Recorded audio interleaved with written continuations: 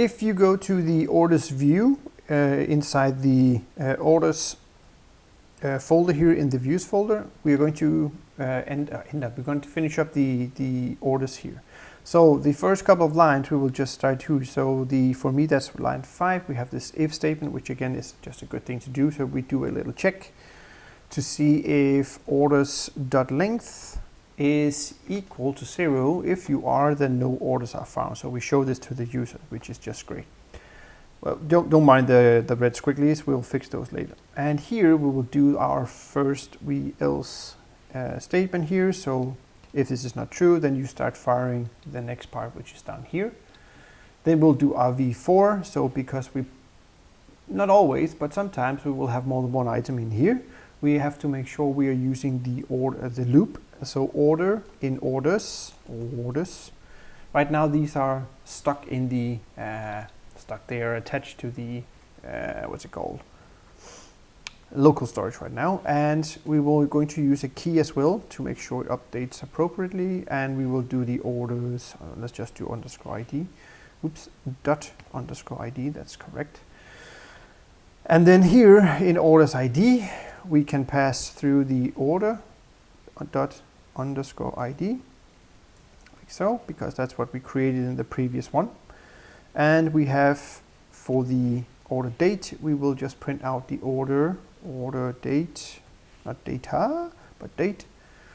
And then we have the order total here. I'll do this after the $, order, and then we'll do total, and then we'll do a to fixed, and we'll use 2.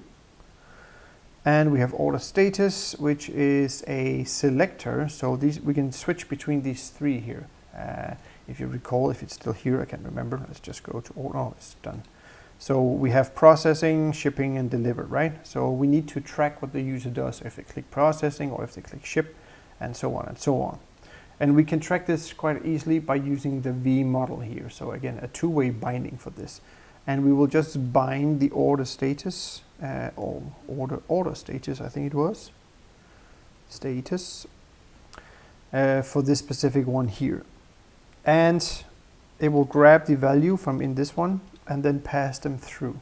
Which is great. It's great.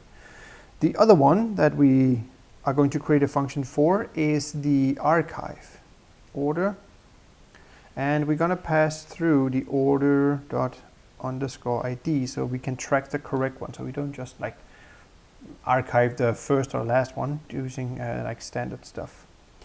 Down here in our order item, this is where we'll loop through them again for all the things we want to show. V4, and we will do equal. We'll do item in order dot order line. So these are all the informations that we stored in the system in the order line. So whenever we have those, we are going to do the key as well. And that will just be on the item, yes, item dot product dot _id. And let's see here, we have the next one is the product image here. So remember to bind it. So semicolon in front of source and item dot product dot EAI image, that one, that specific one, that was hard to see apparently.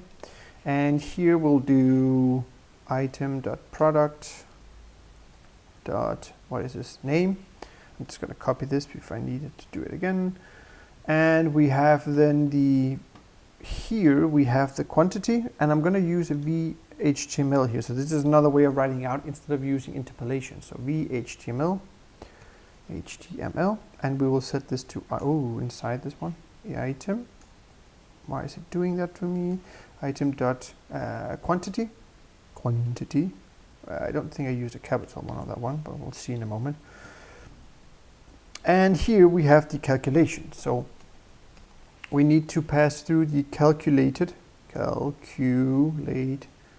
discounted price. And in this parameter, or in this parameter, we'll pass through the item dot product. And we will make sure that it is converted to a max amount, so it only uses 2 here. I'm going to go to the next one where we have a similar one. So I'm going to copy this and paste it here. So we still want to use the calculated price, we still want to use this, but instead of to fix right now, we will do a, before this, we will do a parentheses around the, sorry, the item price here, and inside we will do multiply item dot quantity, like so.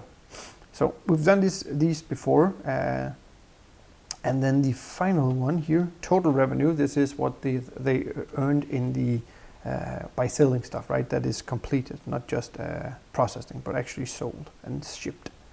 2 fixed, and then 2 as well. So this is the structure for this code here, and then the next one we will complete the logic for it.